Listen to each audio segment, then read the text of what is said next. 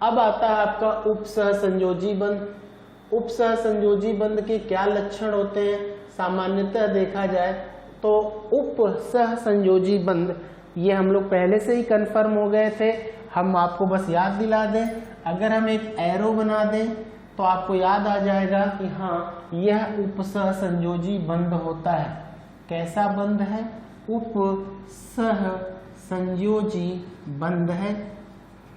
इसमें हमने एक तत्व ले लिया A और एक तत्व ले लिया B, और एक के पास अगर हमने 2 इलेक्ट्रॉन दिखा दिया तो इसी 2 इलेक्ट्रॉन को देने के कारण आपका एक इसका नाम दे दें, इसको दाता। दाता को अंग्रेजी में क्या कहते हैं आप? डोनर कहते हैं। और इसको आप क्या नाम देने जा रहे हैं? ग्राही। ग्राही को अंग्रेजी में आप क्या कहते हैं? एक्सेप्टर कहते हैं। इस प्रकार से यह उपसहसंयोजी बंध बनता है। अब जैसे हमने कहा A के पास इस तरह से एक्स्ट्रा इलेक्ट्रॉन में इधर भी दिखाया जा रहा है और इधर भी इलेक्ट्रॉन दिख रहा है, और इधर आपका एक B है, इधर भी आपका एक B तत्व है। अब एक जोड़ा इलेक्ट्रॉन A इधर देना चाहे और एक जोड़ा इलेक्ट्रॉन A इधर देना चाहे तो ये 2 उपसहसंयोजी बंध बना सकता है। अगर इसी तरह A के पास 3 जोड़ा इलेक्ट्रॉन है इस तरह से, तो वो 3 तरफ से चाहे तो B को इलेक्ट्रॉन दे सकता है, भिन्न भिन्न परमाणुओं को भी दे सकता है, ऐसी कोई बात। ये सभी जो एरो यानी जो ये तीर है, तीर, इसी बंध को हम कहते हैं उपसहसंयोजी बंध। उपसहसंयोजी बंध कैसे बन रहा है? इसमें एक तत्व अपने इलेक्ट्रॉन युग्म को किसी दूसरे तत्व को दे रहा है। अब जो तत्व अपना इलेक्ट्रॉन युग्म दूसरे को दे रहा है तो इलेक्ट्रॉन देने के कारण और इलेक्ट्रॉन लेने के कारण भी इनके ऊपर कोई आवेश नहीं दिखाई दे रहा है, अतः इसको हम आयनिक बंध की तरह प्रदर्शित नहीं करेंगे। आयनिक बंध बनते समय भी हमने देखा कि सोडियम ने एक इलेक्ट्रॉन क्लोरीन को स्थानांतरित किया था, तो इस वजह से जो आपका सोडियम था अगर एक इलेक्ट्रॉन क्लोरीन को स्थानांतरित करता था तो सोडियम के ऊपर एक धनावेश आ गया था और क्लोरीन के ऊपर एक ऋणावेश आ गया था। तो ऐसा क्यों हुआ? क्योंकि सोडियम जो परमाणु क्रमांक 11 रखता है, क्लोरीन जो परमाणु क्रमांक 17 रखता है, तो एक इलेक्ट्रॉन स्थानांतरण करने से सोडियम 11 से 10 इलेक्ट्रॉन वाला हो जाता है, एक इलेक्ट्रॉन ग्रहण करने से क्लोरीन 17 से 18 इलेक्ट्रॉन वाला हो जाता है। तो 10 इलेक्ट्रॉन वाला सोडियम नियॉन की तरह कार्य करने लगता है और 18 इलेक्ट्रॉन रखने वाला क्लोरीन आर्गन की तरह कार्य करने लगता है। तो इसका मतलब होता है कि ये इलेक्ट्रॉन का स्थानांतरण करने के पश्चात अक्रिय गैस विन्यास प्राप्त कर लेते हैं। तो इस बंध में क्या हो रहा है? ए बी को जब इलेक्ट्रॉन दे रहा है, यहाँ पर एक ए है, बी एक है, एक जोड़ा इलेक्ट्रॉन दिया जा रहा है। यहाँ एक ए है, 2 बी के साथ इलेक्ट्रॉन की सप्लाई हो रही है, 2 जोड़ा इलेक्ट्रॉन दे रहा है। यहाँ ए है, 3 जोड़ा इलेक्ट्रॉन दे रहा है। तो आपके पास अपना अष्टक पूर्ण करने के पश्चात, ध्यान रहे बहुत इंपॉर्टेंट लाइन है, अष्टक पूर्ण करने के पश्चात ही आप दाता का कार्य करते हैं। जैसे आपको बोला जाता है कि भाई आप आए, बोले हमें इनकी मदद करनी है, आप आए हमसे बोले कि हमें इनकी मदद करनी है, तो हमने कहा ठीक है आप कर दीजिए अगर आपके पास उस तरह की व्यवस्था है तो आपने बोला नहीं हमारे पास व्यवस्था नहीं, हम चाह रहे हैं आप उनकी मदद कर दें। तो यहाँ पर 2 बातें हम क्या समझाना चाह रहे हैं, वो होता है ना, पहले आप अपना देख लीजिए फिर आप दूसरे का देखिए। पहले आप अपने लायक कुछ हो जाइए करने लायक, तब आप दूसरों की मदद करिए। तो इसके कहने का मतलब क्या है कि आप दाता या डोनर कब बनेंगे? जब आपने अपना सारा कुछ पहले से कर लिया है, आपके पास वो अरेंजमेंट या व्यवस्था है, तभी आप दूसरे के लिए दाता का काम करते। तो कहने का आशय ये है कि कोई भी तत्व सीधे डोनर या दाता नहीं बनता। दाता वही तत्व बनता है, डोनर वही तत्व बनता है अपना अष्टक पूरा करने के पश्चात जिस तत्व के पास अतिरिक्त इलेक्ट्रॉन होता है। अष्टक पूर्ण होने के पश्चात अतिरिक्त इलेक्ट्रॉन अगर तत्व के पास है जिसने बंध का निर्माण नहीं किया है तो उस इलेक्ट्रॉन को वो तत्व किसी को भी दे सकता है और जरूरत पड़ने पर ले भी सकता है। यही अंतर है आयनिक बंध में और उपसहसंयोजी बंध में। यहाँ साझेदारी हो रही है, वहां स्थानांतरण हो रहा है, यहाँ वन साइडेड शेयरिंग हो रही है। जैसे नॉर्मल सा उदाहरण देते हैं, ये उपसहसंयोजी बंध का मतलब क्या है? उपसहसंयोजी बंध का मतलब है कि मैंने कहा कि हम आपको ये पैसे देते हैं, आप अपना काम कर लो, जो आपकी प्रॉब्लम है आप इस पैसे से उसे सॉल्व कर लो, और जब आपके पास पैसे हो जाएंगे तो आप मेरे पैसे मुझे वापस कर देना। इस तरह से मीन टू से, जैसे बैंक किसी को लोन देता है तो आप अपना काम करते हैं, फिर बाद में आप बैंक के लोन को यानी उसके पैसे को वापस कर देते हैं। तो ये रहा उपसहसंयोजी बंध। और अगर बैंक ने आपके लोन को माफ कर दिया, सरकार ने आपके बैंक लोन को माफ कर दिया, इसका मतलब अब आप दोबारा बैंक नहीं जाएंगे उस पैसे को जमा करने, तो वो आयनिक बंध होता है। आयनिक बंध का मतलब क्या हो गया? कंप्लीटली एक ही बार लेना है, कंप्लीटली एक ही बार देना है। लेकिन इसमें ये लोग जो जुड़े हुए हैं, ए बी की हेल्प करता है, जरूरत पड़ेगी तो ए बी से अपने इलेक्ट्रॉन को ले भी सकता है। लेकिन वहां NaCl के केस में सोडियम ने जब अपना इलेक्ट्रॉन क्लोरीन को ट्रांसफर किया था तो सोडियम दोबारा अब उस इलेक्ट्रॉन को क्लोरीन से वापस नहीं ले सकता है। यही अंतर है, इसलिए वहां पे धन और ऋण बन जाते हैं और यहाँ पर कोई आवेश नहीं रहता। तो उपसहसंयोजी बंध कैसे बनता है? दो परमाणुओं के मध्य इलेक्ट्रॉन युग्म की एक पक्षीय साझेदारी, इसको एक पक्षीय साझेदारी कहेंगे ना। दो पक्षीय साझेदारी क्या होती है? अगर A है और ये B है, यहाँ पर एक इलेक्ट्रॉन A का है, यहाँ पर एक इलेक्ट्रॉन B का है, और जब ये आपस में शेयरिंग करेंगे तो इस तरह से ये दो पक्षीय साझेदारी है। एक इलेक्ट्रॉन इनका आ रहा है, एक इलेक्ट्रॉन इनका।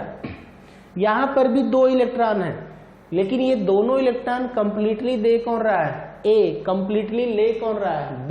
देने की वजह से ये कैसा है? दाता। B कैसा है? ग्राही।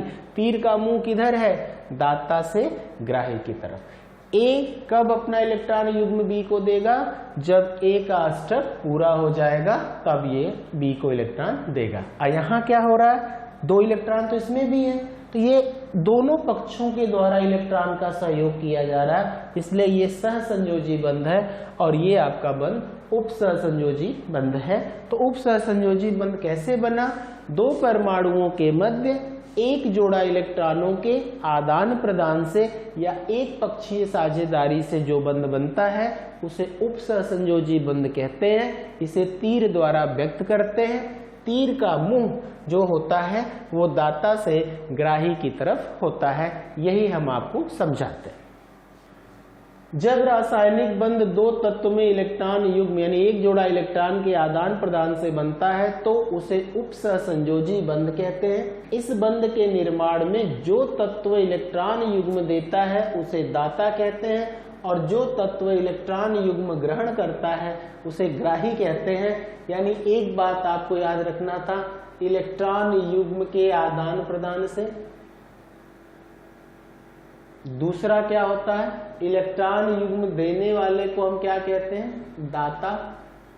और इलेक्ट्रॉन युग्म लेने वाले को हम क्या कहते हैं?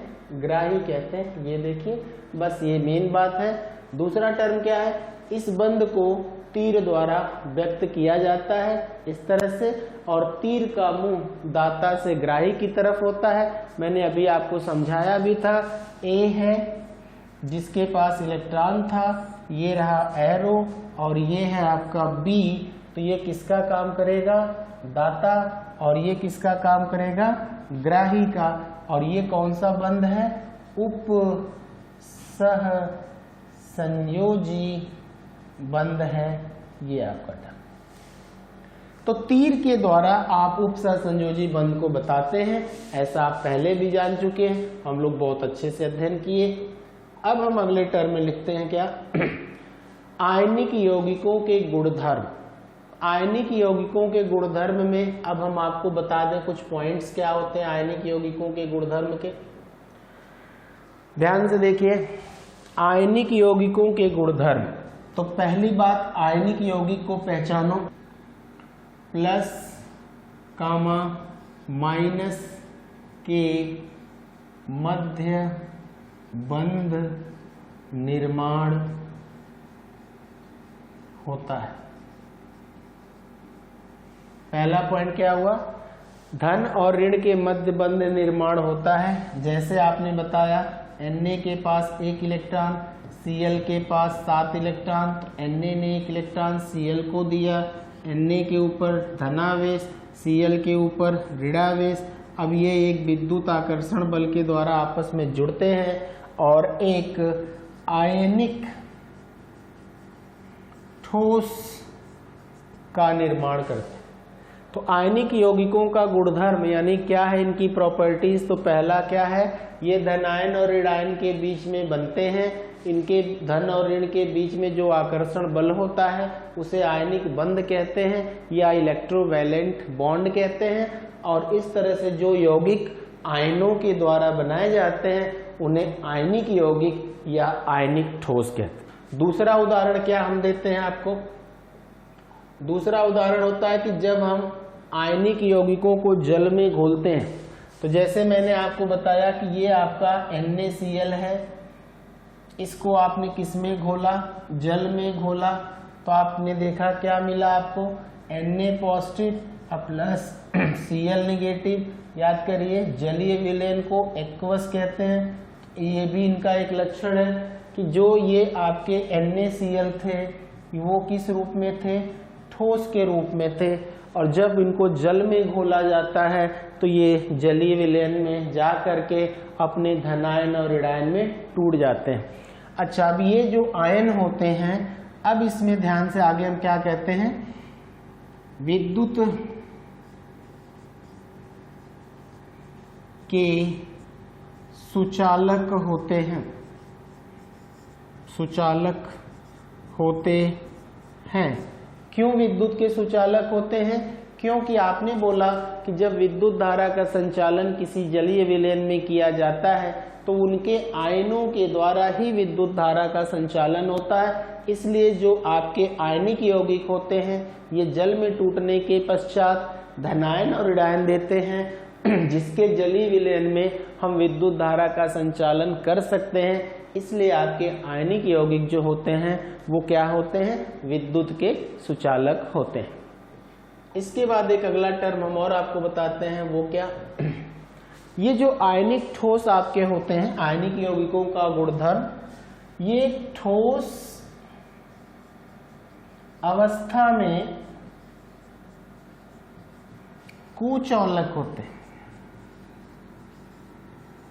ठोस अवस्था में कुचालक होते हैं, लेकिन द्रव अवस्था में ये क्या होते हैं, सुचालक होते हैं। द्रव अवस्था में ये क्या होते हैं, सुचालक होते हैं। द्रव अवस्था में सुचालक और ठोस अवस्था में कुचालक होते हैं। क्यों, द्रव अवस्था में रहेंगे तो ये NaCl के रूप में रहेंगे, 0 आवेश रहेगा, और जब ये कुचालक के टर्म में आ जाएंगे तो ये Na पॉजिटिव हो जाएंगे और ये Cl निगेटिव हो जाएंगे। इस तरह से आप बता सकते हैं कि ये द्रव अवस्था में सुचालक और कुचालक कैसे होते हैं। अगला टर्म क्या है आयनिक यौगिकों का। अब इस तरह से हम आयनिक यौगिकों के बारे में पढ़ते हैं और उसको कंफर्म करते हैं। जरा देखते हैं, आयनिक यौगिक आयनिक बंध बनाते हैं। दूसरा, आयनिक यौगिक कठोर होते हैं। तीसरा, आयनिक यौगिक जल या ध्रुवीय विलायकों में घुलनशील होते हैं। द्रव अवस्था में ये विद्युत अपघट्य का कार्य करते हैं और विद्युत धारा का संचालन करते हैं, जैसा हम लोग समझे। इनके गलनांक तथा क्वथनांक उच्च होते हैं। अब गलनांक और क्वथनांक क्या है, तो ये क्लास 9th में भी हमने आपको पढ़ाया, आपने पढ़ा होगा क्या, कि कोई भी जो यौगिक होता है, अब जैसे हमने कहा कि उसको जल के अंतर्गत हमने घोला, हमने यहाँ पर दिखाया कि ये Na पॉजिटिव है और ये आपका Cl नेगेटिव। इसको आपको किस में घोलना है? जल में घोलना है। तो जल में घोल दिया जाए, इसको पहले दिखाते हैं। अगर इसको जलीय विलयन में हमने रखा तो ये हमने इसमें जल भर दिया, ध्यान से देखें, इस तरह से आपका ये जलीय विलयन हो गया। इसमें कितने प्रकार के आयन हो गए? 2 प्रकार के आयन हैं। कौन कौन है? सोडियम आयन है और क्लोरीन आयन है।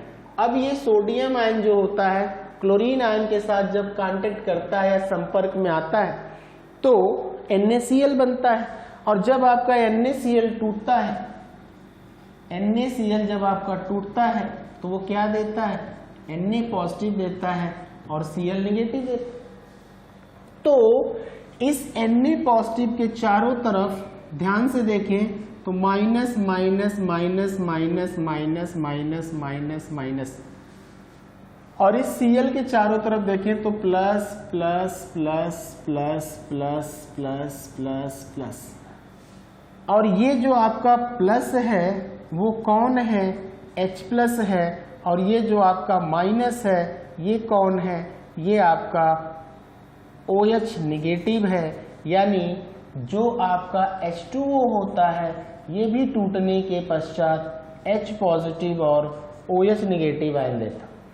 इस प्रकार सोडियम धन आयन के चारों तरफ ऋणावेशित आयन सोडियम आयन को घेरता है, और Cl नेगेटिव के चारों तरफ धनावेशित आयन जो होता है वो Cl नेगेटिव आयन को घेरता है।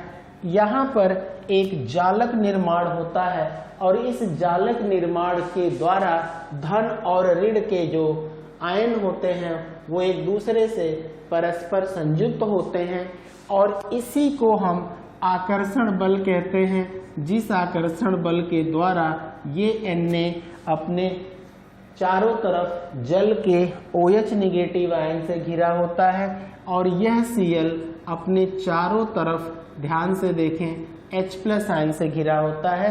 तो इस प्रकार जो आपका आयनिक यौगिक होता है वो जल में पूर्ण रूप से घुलनशील होता है, और इस तरह से जल के आयन इस आयनिक यौगिकों के आयनों को चारों तरफ से घेर लेते हैं।